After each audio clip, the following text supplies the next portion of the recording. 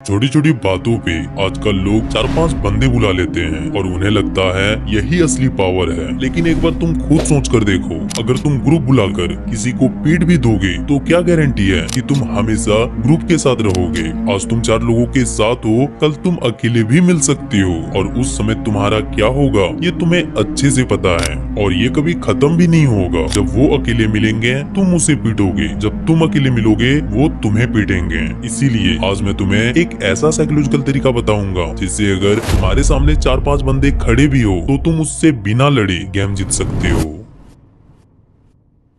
देखो, किसी भी लड़ाई में चाहे 1 वर्सेस 1 हो या 1 वर्सेस 4, जीतने के 2 ही रियल तरीके होते हैं। पहला तरीका साइकोलॉजिकल कंट्रोल। यहाँ गेम हाथों से नहीं दिमाग से जीता जाता है। यहाँ पर तुम सामने वाले के ईगो, फियर और इमोशन को हैंडल करके सिचुएशन को अपने फेवर में मोड़ देते हो। ये कोई ऐसा वैसा गेम नहीं है, ये एक हाई लेवल गेम है। यहाँ ब्रेन मसल से ज्यादा डेंजरियस होता है। दूसरा है फिजिकल कंट्रोल, जिसे हम वीडियो के एंड में समझेंगे। तो चलो पहले साइकोलॉजिकल कंट्रोल को समझ लेते हैं।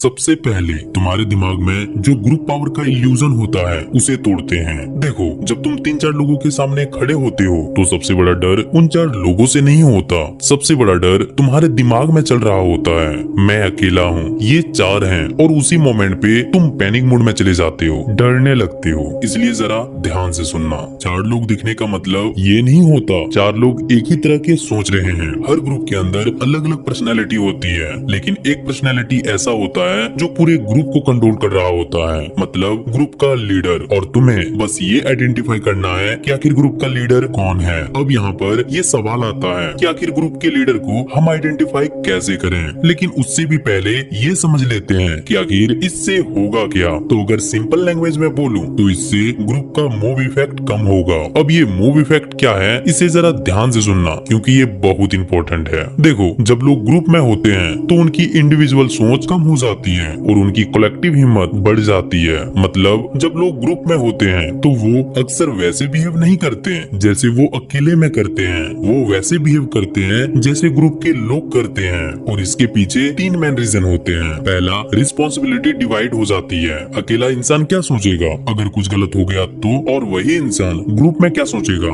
हम सब हैं, कुछ नहीं होगा। मतलब किसी को नहीं लगता कि पूरा दोष उसी पर आएगा।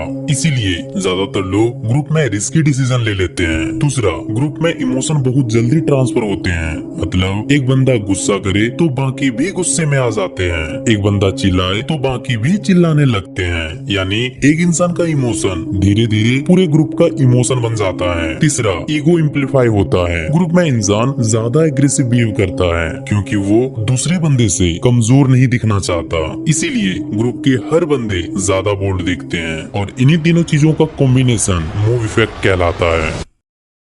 अब तो तुम्हें समझ आ गया होगा कि मूव इफेक्ट क्या होता है। अब जरा प्रैक्टिकल लेवल पर चलते हैं। सपोज करो तुम्हारे सामने एक ग्रुप है जो तुमसे लड़ना चाहते हैं, मीन्स कि वो एग्रेसिव बिहेव कर रहे हैं, तुम्हें डरा रहे हैं, तुम्हें धमका रहे हैं। अब ऐसे सिचुएशन में तुम्हें करना क्या है, जरा ध्यान से सुनना। सबसे पहले उस ग्रुप के लीडर को आइडेंटिफाई करो। कैसे, तो जरा वॉल्यूम तेज करके सुनो, क्योंकि असली खेल यहीं से शुरू होता है। अगर तुमने गलत इंसान को लीडर समझ लिया तो पूरा स्ट्रेटेजी बेकार हो जाएगी।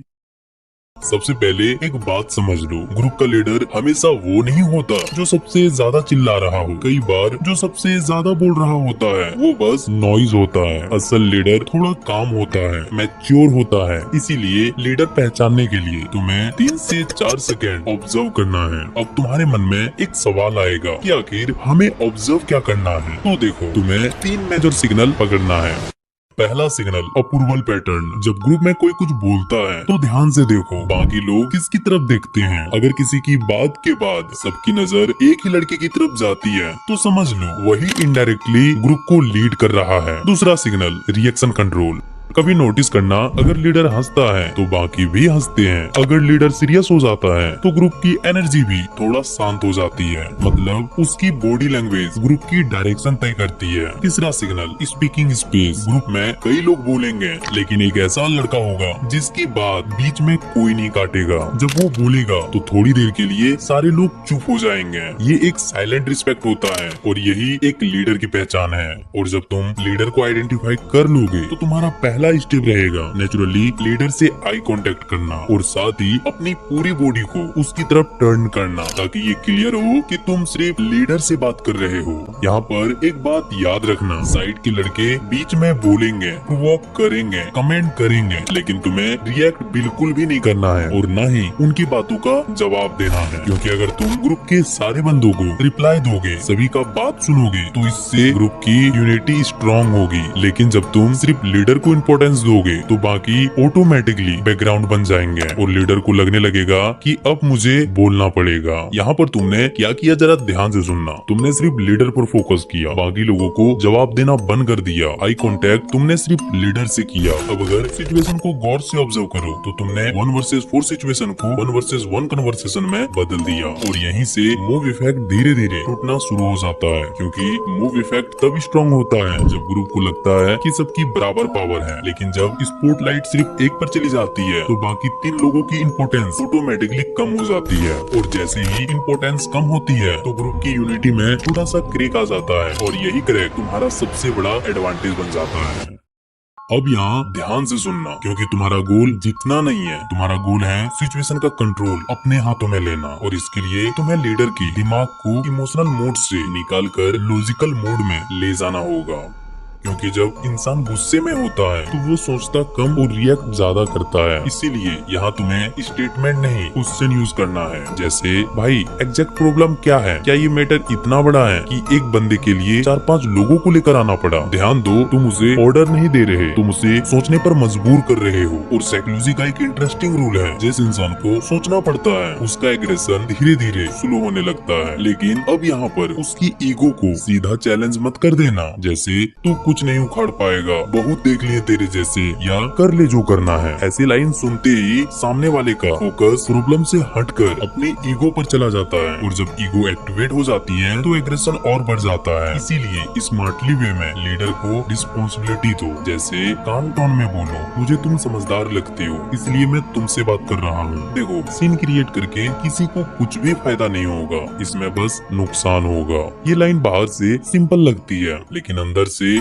बहुत पावरफुल है, क्योंकि यहाँ तुम उसकी ईगो को अटैक नहीं कर रहे, तुम उसकी ईगो को एक रोल दे रहे हो, एक रिस्पॉन्सिबिलिटी दे रहे हो। और जब किसी इंसान को लगता है कि सबकी नजर उस पर है तो कई बार वो खुद अपने ग्रुप को कंट्रोल करने लगता है। याद रखना, लीडर को कंट्रोल करने की कोशिश मत करो, बस उसके दिमाग की डायरेक्शन कंट्रोल करो। जितना ज्यादा वो सोचेगा उतना कम रिएक्ट करेगा और जितना कम रिएक्ट करेगा उतना ही ग्रुप का प्रेशर कम होता जाएगा। अब यहाँ पर एक बात ध्यान से सुनना, जो कुछ हमने अब तक बात की वो तब तक काम करता है जब तक सामने वाला सोचने के लिए तैयार हो। लेकिन अब हर सिचुएशन ऐसी नहीं होती। कई बार सामने वाला ना समझना चाहता है ना सुनना चाहता है, वो बस लड़ना चाहता है। तो ऐसी सिचुएशन में फिजिकल कंट्रोल काम आता है, जहाँ थ्योरी नहीं टाइमिंग, पोजिशनिंग और कंट्रोल मैटर करती है। लेकिन वो एक अलग टॉपिक है और उसके बारे में हम पार्ट 2 में बात करेंगे। अगर तुम चाहते हो कि मैं उस टॉपिक को भी डिटेल में एक्सप्लेन करूं तो कमेंट में पार्ट 2 जरूर लिखना, क्योंकि असली गेम सिर्फ दिमाग को समझने का नहीं बल्कि प्रेशर के अंदर सही डिसीजन लेने का भी होता है।